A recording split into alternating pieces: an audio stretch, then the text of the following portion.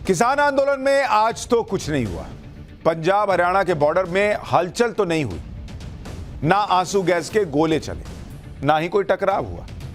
लेकिन यह सब सुनकर यह ना मान लीजिएगा कि आगे भी कुछ नहीं होगा, क्योंकि अब एक नया मामला इससे जुड़ गया है।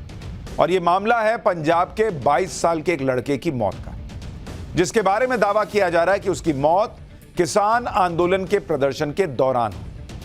इसे लेकर किसान संगठन हरियाणा पुलिस पर कई तरह के आरोप लगा रहे हैं, लेकिन हरियाणा पुलिस का अलग दावा है। वैसे तो शुभकरण सिंह की मौत, जिस 22 साल के लड़के की मौत हुई है, उसकी तस्वीर आप देख रहे हैं, इसका नाम शुभकरण था।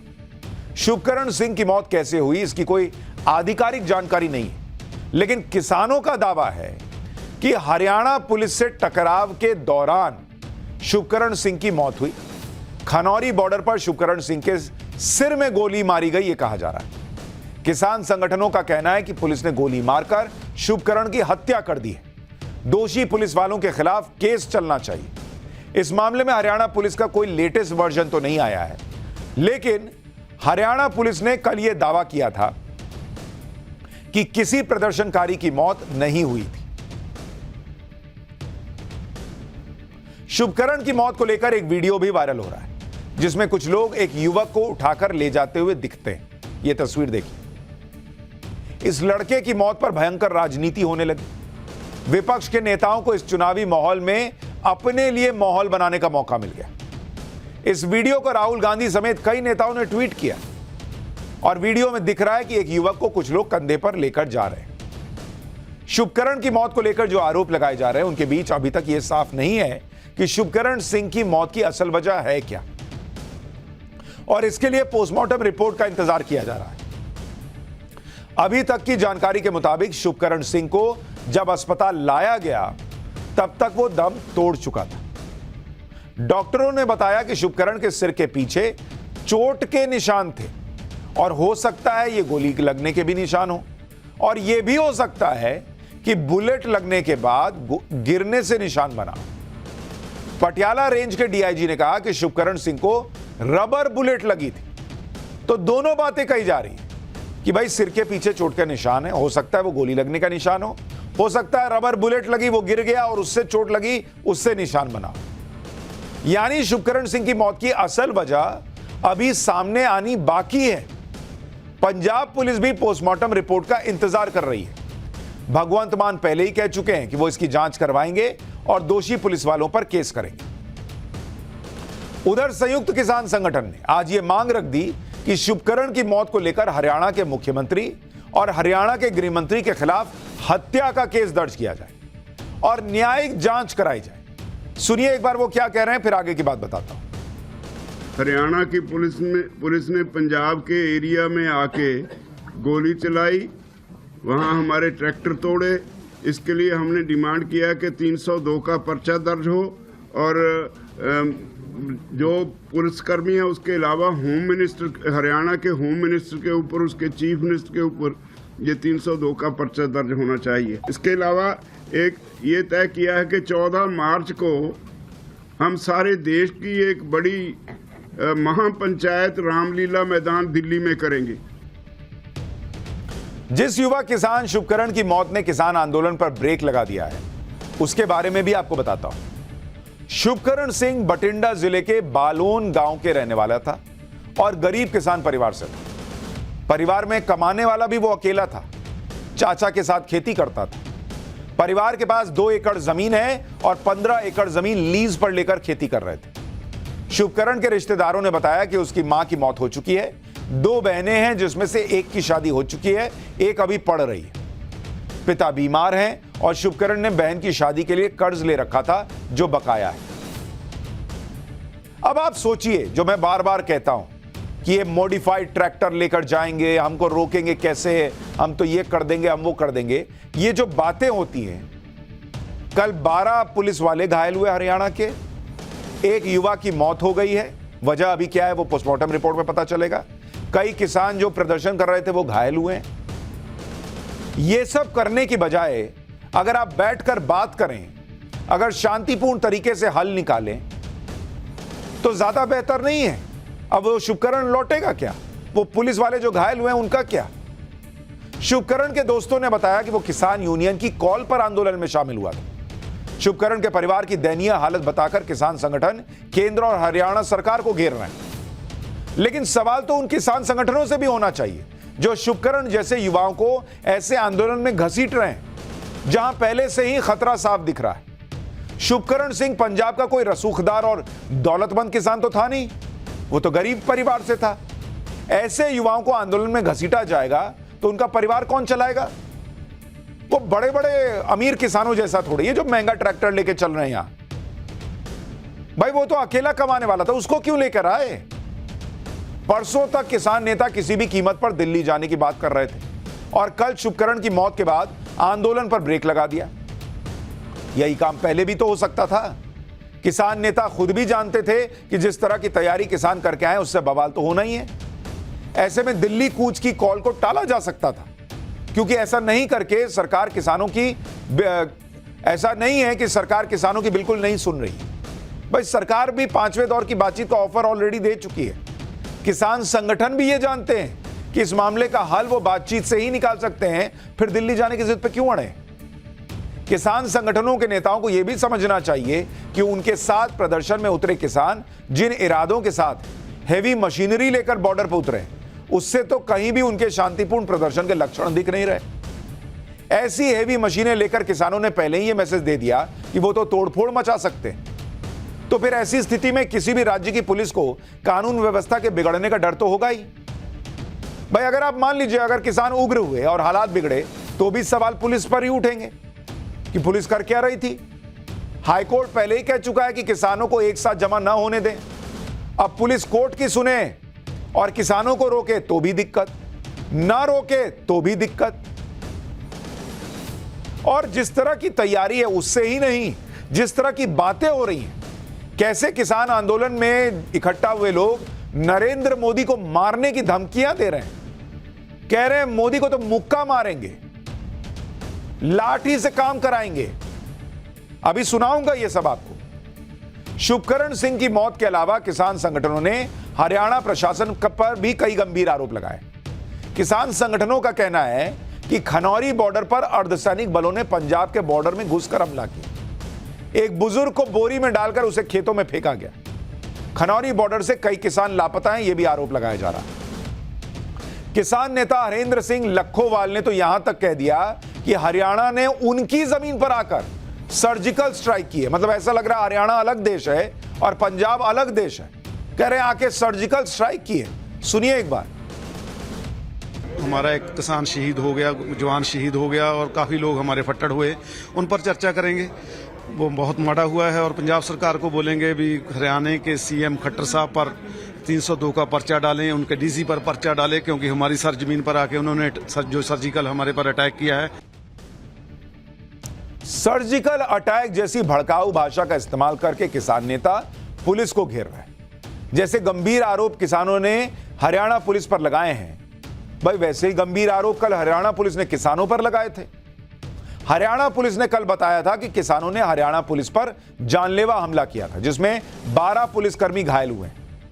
इसके अलावा किसानों ने पराली जलाकर उसमें मिर्च पाउडर डालकर पूरे इलाके में जलन पैदा करने वाला धुआं फैला दिया था। यानी किसान और पुलिस एक दूसरे पर गंभीर आरोप लगा रहे हैं। कल जिस लड़के की मौत हुई उसके बाद से किसान संगठन पंजाब सरकार पर भी सवाल उठा रहे हैं। किसान संगठनों का कहना है कि हरियाणा पुलिस ने पंजाब में ड्रोन से आंसू गैस के गोले गिराए। इस मामले में पंजाब सरकार ने अगर समय रहते सख्त कार्रवाई की होती तो खनौरी बॉर्डर की घटना नहीं होती। पंजाब सरकार पर किसानों ने यह भी आरोप लगाया कि पंजाब पुलिस ने शंभू बॉर्डर पर जाने वाले किसानों को रास्ते में रोका।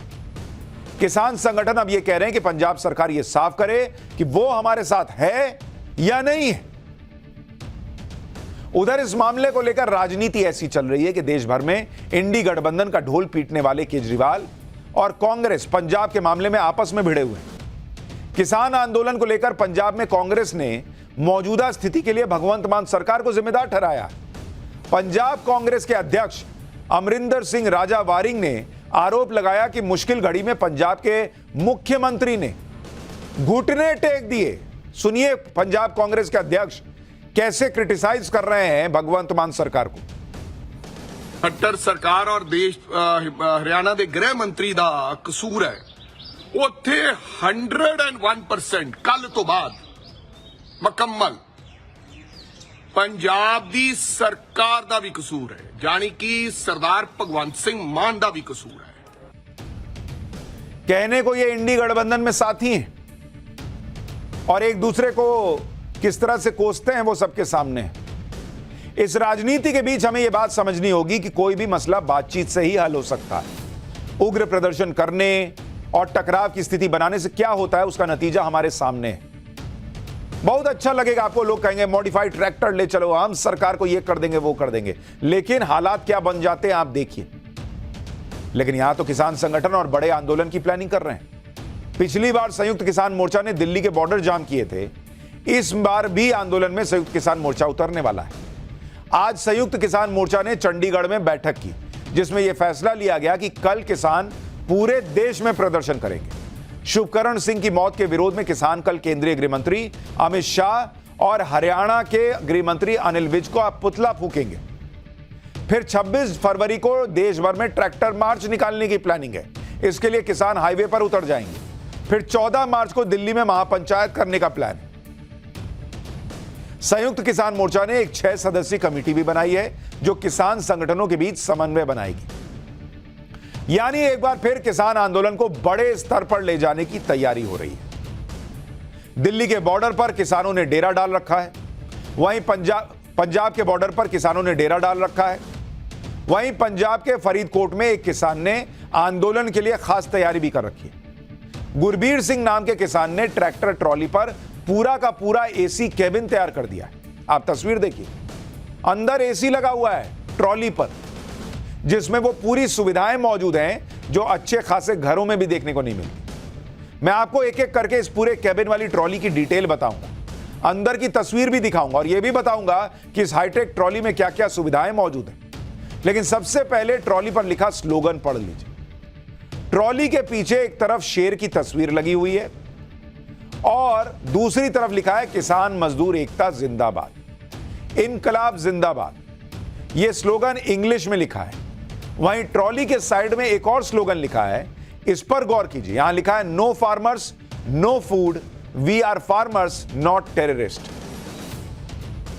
ट्रैक्टर की ट्रॉली पर बने इस केबिन में एसी भी फिट किया गया है ताकि कितनी भी गर्मी का मौसम हो, किसानों का आंदोलन कितने भी दिनों तक चले, इसमें रहने वाले लोगों को कोई परेशानी नहीं होगी। केबिन के अंदर सफोकेशन ना हो, दम ना घुटे, इसका भी ख्याल रखा गया है। और इसमें पीछे की तरफ एग्जॉस्ट फैन लगाए गए हैं, देखिए, ठीक उसी तरह जैसे घरों में वेंटिलेशन के लिए लगाया जाता है। ट्रॉली पर बने इस केबिन को इस तरह से डिजाइन किया गया है कि इसे किसी भी गाड़ी से खींचा जा सके, यानी एक जगह से दूसरी जगह ले जाने के लिए इसे ट्रैक्टर के अलावा जीप या कार से भी खींचा जा सकता है। आप ट्रॉली के अंदर की तस्वीरें भी देख लीजिए। एसी तो हमने आपको दिखाई दिया, इसके अंदर रहने वाले लोगों को गर्मी तो लगी नहीं सकती क्योंकि इसमें पंखे की भी व्यवस्था की गई है। केबिन के अंदर की फिनिशिंग देखिए, अच्छे अच्छे घरों में ऐसी फिनिशिंग नहीं दिखाई देती। इस केबिन को ऐसे तैयार किया गया है ताकि इसमें 10 से 12 लोग आसानी से रह सके। रजाई गद्दों के साथ बेड लगे हैं, फोन के लिए चार्जिंग पॉइंट है, टीवी भी लगा हुआ है। साथ ही खाने पीने की परेशानी ना हो इसके लिए इसमें एक छोटी सी पेंट्री भी फिक्स की गई।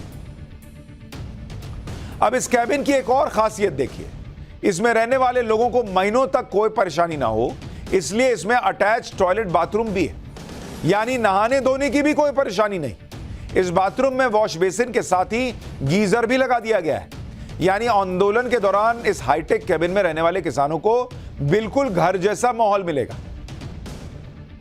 इसको तैयार करने में 5 से 6 लाख रुपए का खर्च आया है, 5 से 6 लाख रुपए। किसानों की सिर्फ तैयारी ही भयंकर नहीं है बल्कि इरादे भी खतरनाक लग रहे हैं। शंभू बॉर्डर पर किसानों की बातें सुनिए, आप हैरान रह जाएंगे। वहां कुछ प्रदर्शनकारी देश के प्रधानमंत्री नरेंद्र मोदी को खुलेआम धमकी दे रहे हैं, कह रहे हैं नरेंद्र मोदी को मुक्का मारेंगे, डंडे से काम करवाएंगे।